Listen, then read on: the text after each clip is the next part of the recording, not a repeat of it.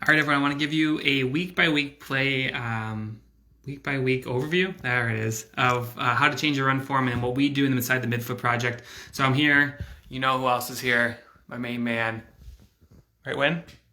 Yeah. So we're getting ready to close out the Midfoot Project, but I want to talk you guys through, the Midfoot Project is 5 weeks long. I put a link in the post. The price is going up after today, or the program's closing, depending on when you see this video. But I want to cover over the 5 weeks, so if you join us, this is what you can expect. If you don't join us, there's some things in here that you can look at and say, hey, I'm going to work on my run form. This is a really good week-by-week way to look at this.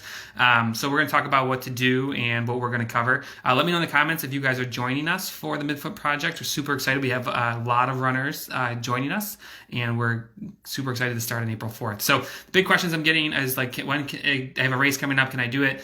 Can I still do this program? My answer to everyone is, if you're not racing, like quote unquote racing, I'm all for it. But if you're like, hey, I got this marathon, I'm going after it hard, I would definitely hold off on this. We do give lifetime access to the program, so if you're worried about that, you can always join later. We won't open this back up until 2022. We only run it once a year. So let's talk about what you guys can do to improve your run form. So I'm just going to go right from our site, but I'm going to walk you through the weeks in here and then just talk about each one of these. So muscle prep is week 1. So whenever you're changing your run form, I talked about this before, like when you're going to learn and change your form, you're going to change how your body reacts to the ground. So a lot of people don't realize that, when you have this big old heel strike, you have really bad foot placement, and maybe you land on your toe, you're loading certain parts of your body. Toe strikes love to overload their calf and their Achilles, causing a lot of overuse injuries there, or plantar fasciitis.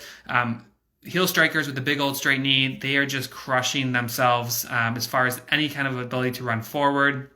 So they're stopping in every stride. They're increasing the force to their knee.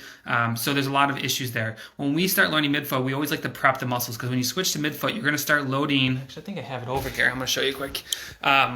This is great with the sun here. So this is just the front leg, but when we land with a midfoot and this leg is nice and parallel to the ground, this foot, what's going to happen is you're going to load up the calf, you're going to load up the hamstrings, you're going to load up the quad, and you're going to load up the glutes on the backside, versus someone who heel strikes, which is pretty much just taking all that force through. See that sun? It's Buffalo, and we got some sun still.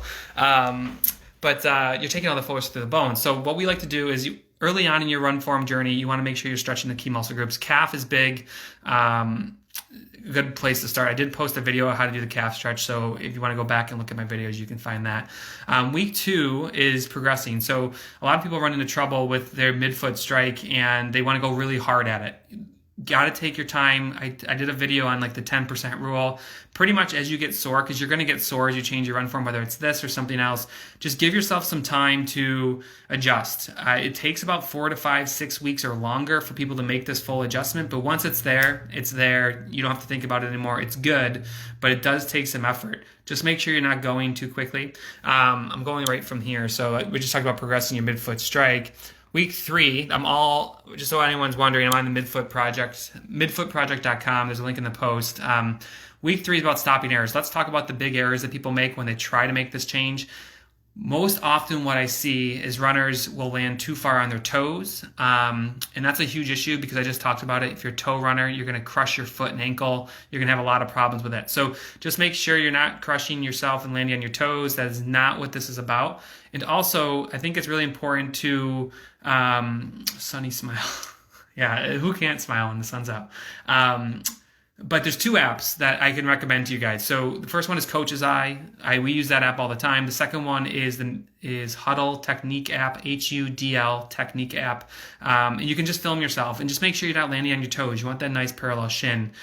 We give all the drills inside the Midfoot Project and all the training, which is actually what I'm really excited about this year. So let me see if I can do this. I feel like my mom, like when I'm on voice call, she's like, let me see if I can hit the button, and I'm like searching for my camera thing.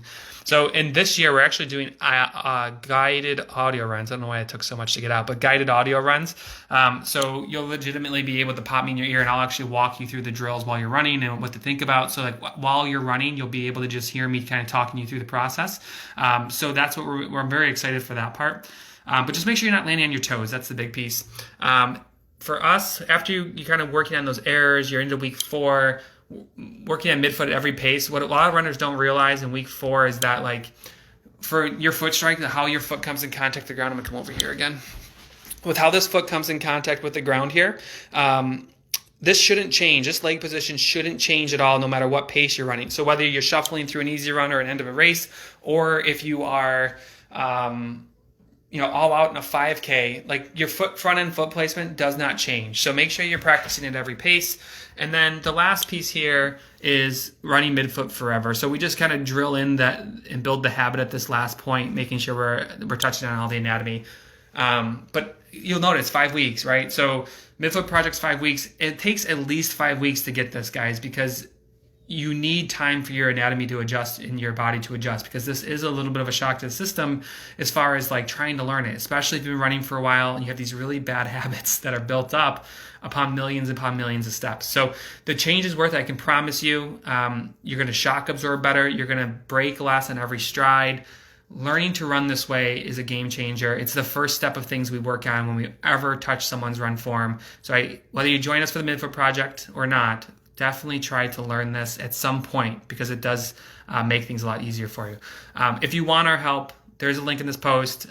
Price is going up after today, or the registration's closing, depending on when you watch this. But early bird pricing is closing. And if you need some help, you want our help, the step-by-step system, all the drills, exercises, join us for the Midfoot Project. And I'll see you guys tomorrow. I'll talk a little bit more about running midfoot as we lead up to the program.